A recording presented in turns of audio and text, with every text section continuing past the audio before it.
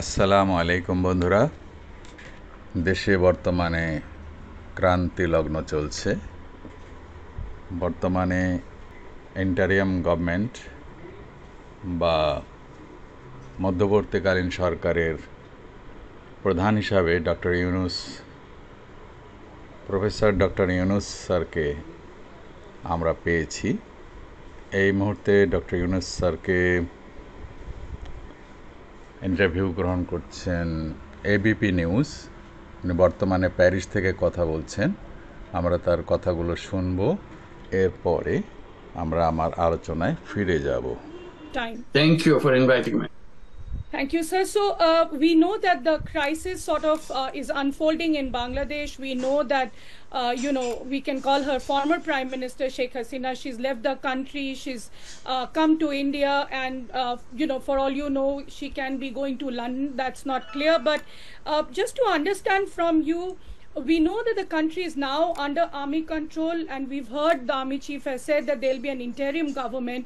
But to understand from you, are we back to where things were way back in 2007, when again a caretaker government had come in, of course backed by the army? If that is the situation today, when things have really changed even geopolitically, how do you see Bangladesh coming out of this crisis? Thank you. I'm seeing it in a different way. I'm seeing it, we had the celebration of liberation on 16th of December 1971.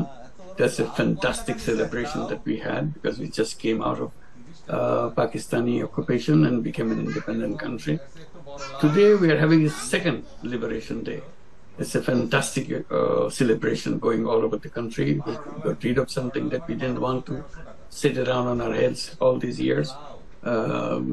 And finally we got rid of it. So that's the way people are responding to it. Millions of people are on the street. It's all led by students.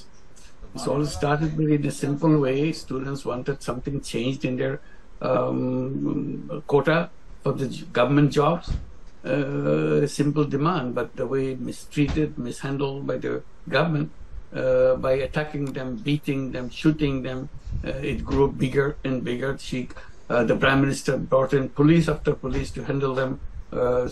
Sound grenades was thrown at them, bullets were thrown at them, people died in the process, and it became bigger.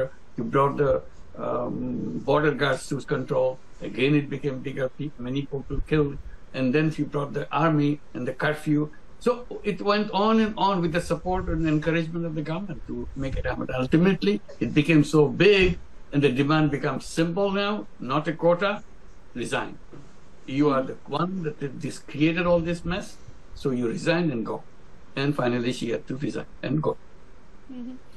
Sir, also I know the immediate trigger is the job quota, the kind of quotas that were coming in, and then the government tried to pacify. But we've been really watching this unfolding for a very long time. We also saw in January how the court case went against you. And even before that, the way US was saying that there should be a democratic process that should be followed in the January elections. And the fact that there was always this kind of tussle between US and China, and of course India in between. And she was anyway getting a little unpopular within the government, within the country as well. Why do you think, and when do you think that really started? Because of misrule, misgovernment, taking away the political right, democracy completely denied. People couldn't vote in election, but she got elected by fake elections, one after another. And these young people, who in a population of 170 million people, they are 2/3 of the population, all these young people. They could never vote in an election. Many of them had crossed 3 terms of parliament, but never had the election to vote for. So this is the denial of the possibility of expressing yourself in the electoral process, in the democratic process, and suppressing your views and things like that, defying everybody. She became one country, one leader, one narrative. Everything revolves around her. She's the only person in the whole country. So this is and filled of corruption everywhere. So this is how ultimately small thing get a spark, and this big volcanic eruption has taken place. But what we were given to understand is that the opposition for this will be the coming in of Jamaat, which is something was concerning not just for the US, or maybe not for the US but for India. So what could have been the solution? I mean, what I meant to say is that was there a credible opposition too? Because we saw what's been happening to the BNP too. I mean, you can really correct me, but what was the alternative really? Democracy is a very funny thing. You allow everybody to participate as long as he or she is not violating the law. So whether it's a Jamaat, whether it's a PNP, they are citizens of the country. They want to participate in election. They have the chance to participate in a legal way. They are not getting that chance. You're blaming them for this, blaming for that, make up all kinds of stories. The government has become a kind of a factory of lie making. People see that through that you do that. It becomes such a common feature of how the government behave in its situation. So they were denied participation. You blame them for this.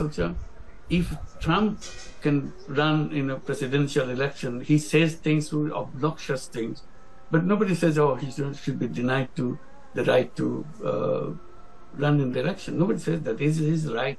Whether people like it or not, it's up to the people to decide.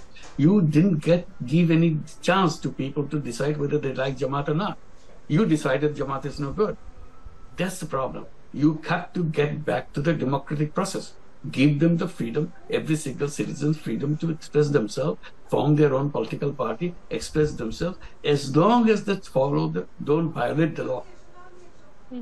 So, but then now to understand from you, Professor, what's next? I mean, we are going to see another army-backed caretaker government. Do you think that will be able to bring any kind of stability? And also I'm asking this because you are aware the kind of, backlash or, the tensions India is facing in its borders also.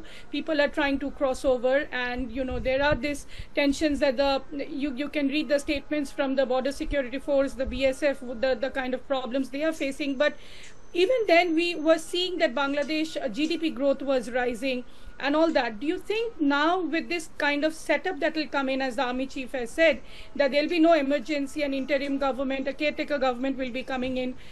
How long will that be able to continue unless, until the time stability comes in Dhaka? The way I've been positioning myself and telling people in all this chaos and kind of violence, demonstrations and killing, the only solution is democracy. Go back to democracy. You cannot solve political problem by guns. You cannot solve the political problem by accusing people and putting them into jail for fake things like that. So we have to get back to democracy and election. So today, that's open the door for opening the thing that we need the elections coming. The students led the way because she will not give any election or election in a fake way. Nobody was convinced by the opportunity they were offered. So this is how all the problems began. So I would say that let's go back to the election process. And now she has resigned. The election has to take place. In a normal way that we have a procedure called caretaker government. It was put in the constitution to the demands of Awami League, and they succeeded in having the caretaker government in the constitution. But as soon as she was elected, Awami League was elected to the government, and they scattered. So let's put back, because everybody likes that. This is the way to solve the problem of manipulation of the government, manipulation of the election. So this would be my appeal to the country, that please put back this the caretaker government and hold a fair and transparent election, so that nobody doubts. Everybody has a kind of celebratory mood to go to the polling booth, casting their vote and feel happy for their candidate, hoping their candidate will win, watch the television and counting the numbers and so on, because you are part of that process. That process disappeared. Young people don't know how his election is held. They haven't seen an election in their life. বন্ধুরা, আমরা doctor Yunus স্যারের জ্ঞানগর্ভ বক্তব্য শুনলাম। ইউনূস স্যারকে সত্যি বলতে কি উনি একজন সৎ লোক, উনি একজন গুণী ব্যক্তি, বাংলাদেশের ইতিহাসে একজন আন্তর্জাতিক খ্যাতিসম্পন্ন ব্যক্তি, যার সম্মান আমরা করতে পারিনি, তাকে পদে পদে অপদস্থ করা হয়েছে। ডক্টর ইউনূস কখনোই কর ফাঁকির দায়ে অভিযুক্ত হননি।